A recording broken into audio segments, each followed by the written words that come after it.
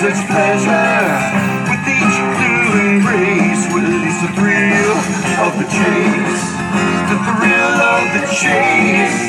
So little to offer, so very much to take. The chase.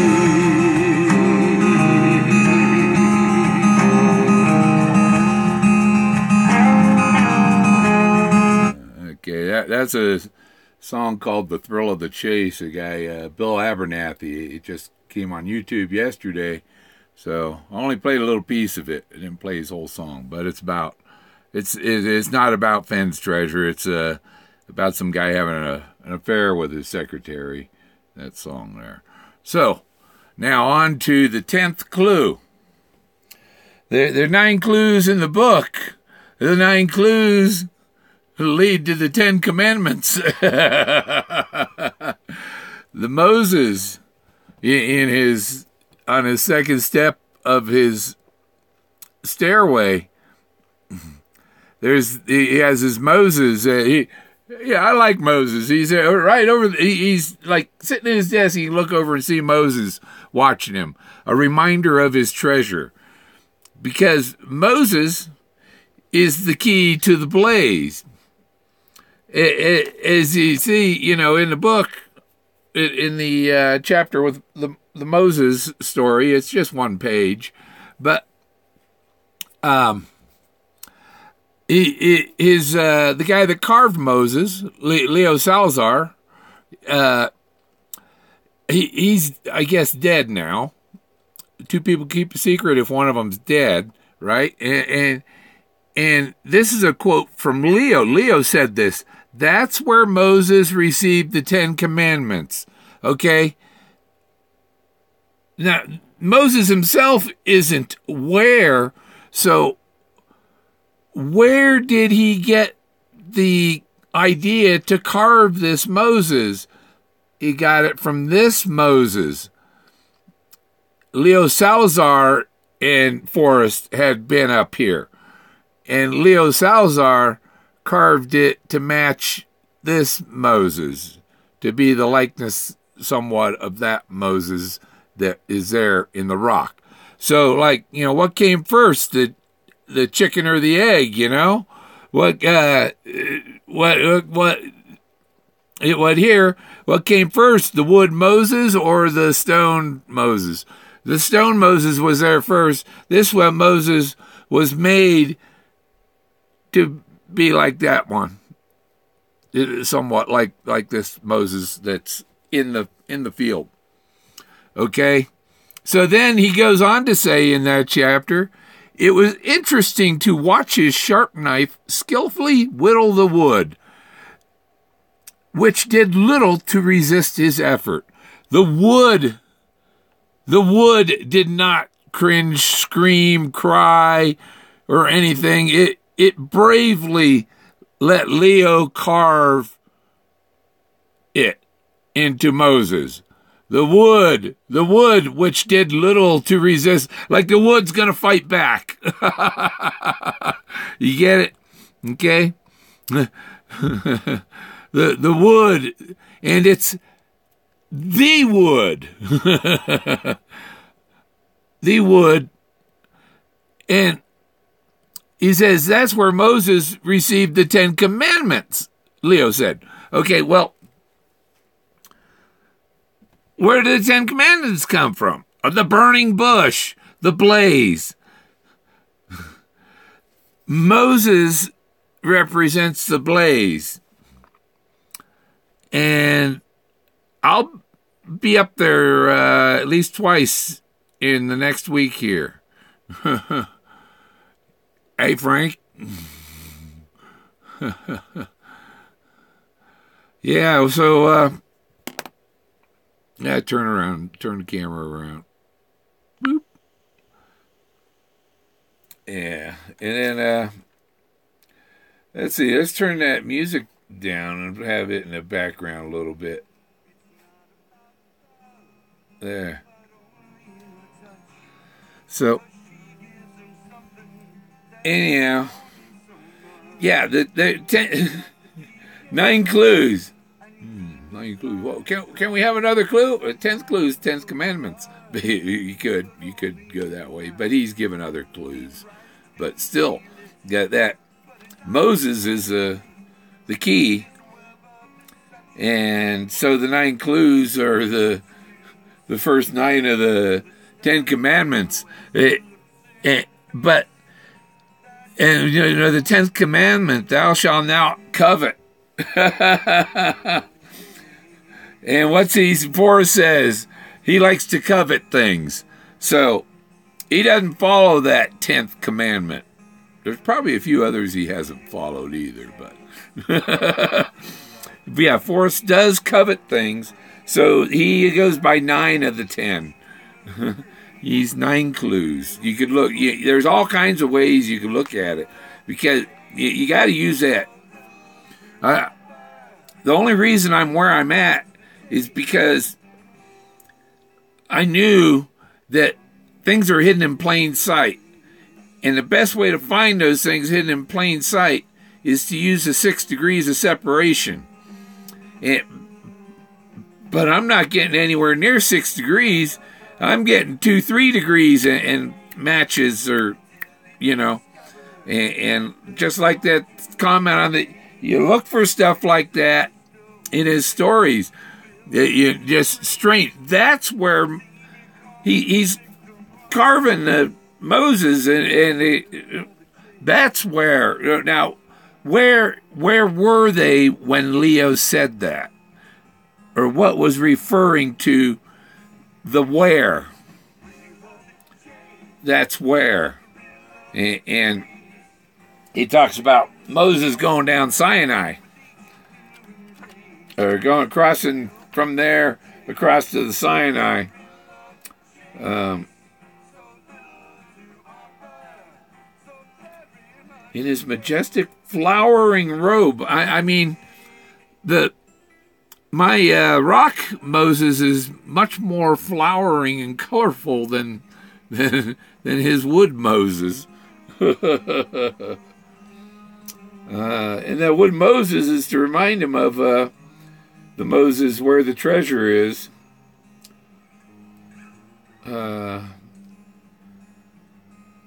It was interesting to watch his sharp knife skillfully whittle the wood, which did little to resist the artist's efforts. As the face of Moses began to appear, Leo's smile brightened.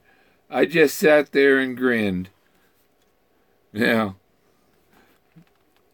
it's and Moses or Fenn's sitting there grinning because he's not grinning about it. He's like, look at the clues I just gave you. And he's laughing at you because you didn't see it. I seen it. When I got this, I'm so close. When I got this book, it was like, there's a clue there. I could, go right. As soon as I read it, it's like, wow, that's a clue. Because there's the mammoth tusk, the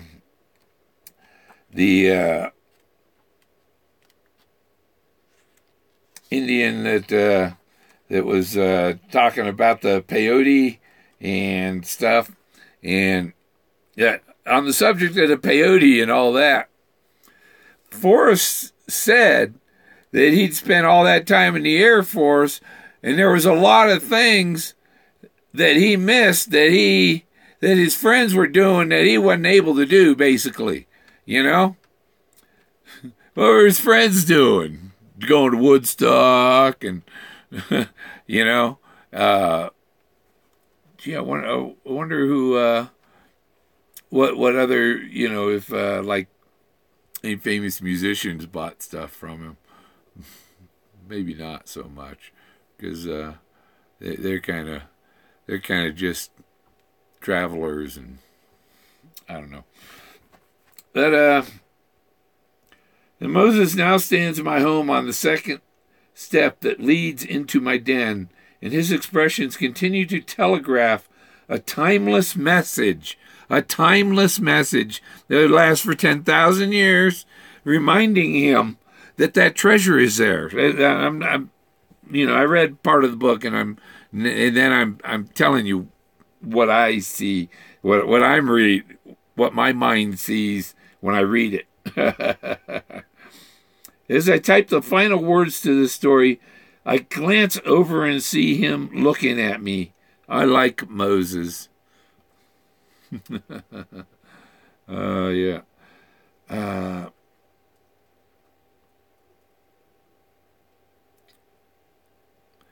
And the other thing, Forrest says an omnificent guru is going to go straight to it. That's me. I'm the omnificent guru. When to become the omnificent guru, I had to be the omnificent guru, or at least take that title and pursue that type of adventure, you know what I mean? And so, yeah, that's where Moses received the 10 Commandments, Leo said. As he spoke, like some kind of omnipotent religious guru, his words were fit for lessons at any Sunday school.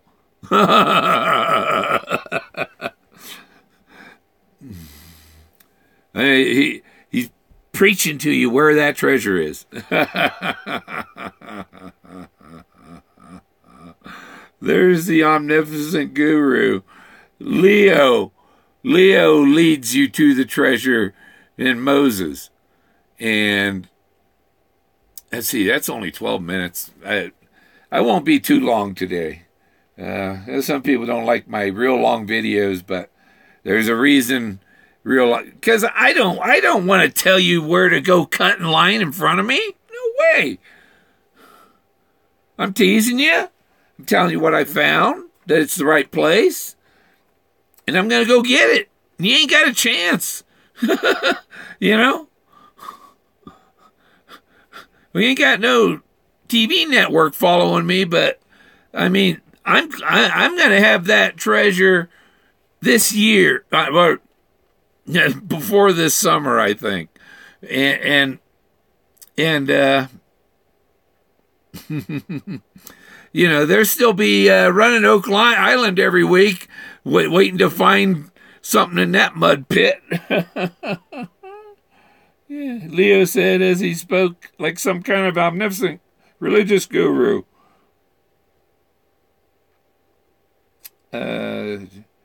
Freshly cut.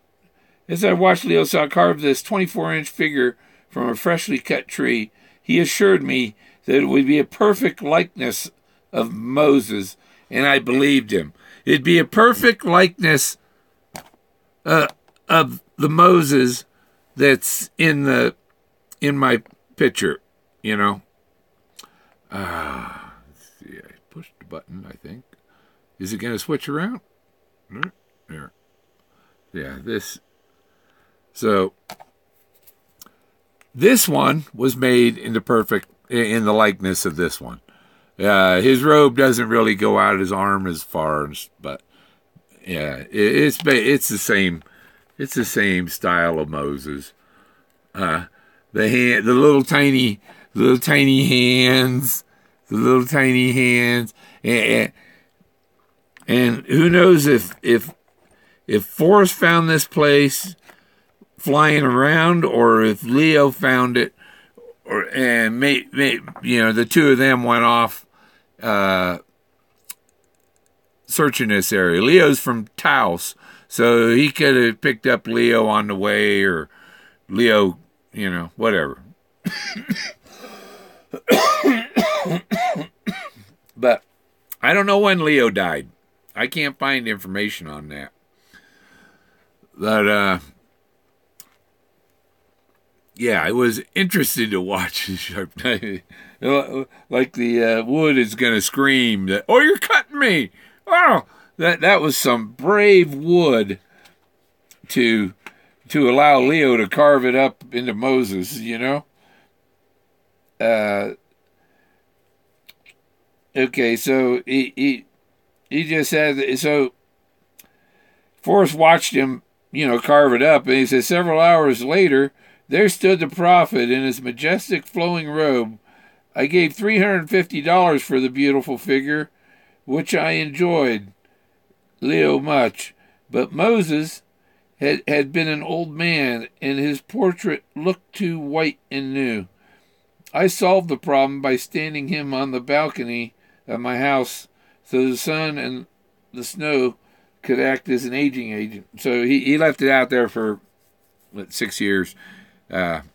He glued the hand back on and left it out there another 3 years. 3 years, and then the hand glued back on another 3 years.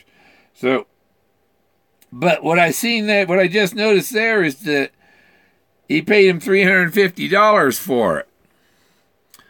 Okay, so that $350 rings a bell. I think that's about the price that he said the bracelet was worth, about $350, and he'd trade you something for the bracelet, something equivalent. And I think he's talking about trading Moses. Yeah. Yeah, it's 35. Maybe it's 350 might be how far it is from the road. And he said it was within 500. Somebody had looked in the area but didn't go back far enough. Maybe. I don't know. But I'm going to go check, because I'm using Moses from his nose to his toes. Draws a line that points the way to the treasure, according to Long John Silver. So, yeah, it's pretty neat. So that's the Moses 10th clue, the Moses thing. And I know exactly where Moses is. It took me a year and a half to find Moses. So if you're thinking that you're going to get to Moses and get that treasure before I get there, you're dreaming. Yeah, go to the home of Brown there. I told you where that is. Yep, start looking. Yeah, have fun. Yeah, I ain't gonna tell you where it is. I'll show you what I find, but I'm not. I don't explain. I left you off at the home of Brown, and I hinted at a couple other spots there, but I didn't take you close to the treasure. You're still those places are still on the way there, and yeah. So, but that's it. Just doing the little bit on Moses. Keep it short today. Moses is a burning bush. The Ten Commandments. The Moses. I'm not going to find a burning bush, but Moses represents the burning bush, I believe, and it's just below, looking down. Moses is up on a cliff. Quickly down is straight below him, at the base of the cliff. Yeah. Okay. Yep. All the snow's supposed to be done. We got 60s and not freezing at night, and yeah, it's starting to get better. Had a tiny bit of snow last night. That was it. But I'm gonna search tomorrow, and I might not be probably won't be doing the mammoth thing on Monday morning because I gotta drive up to the city and go get my registration on my car and visit with another Fenn searcher. Talk to you later.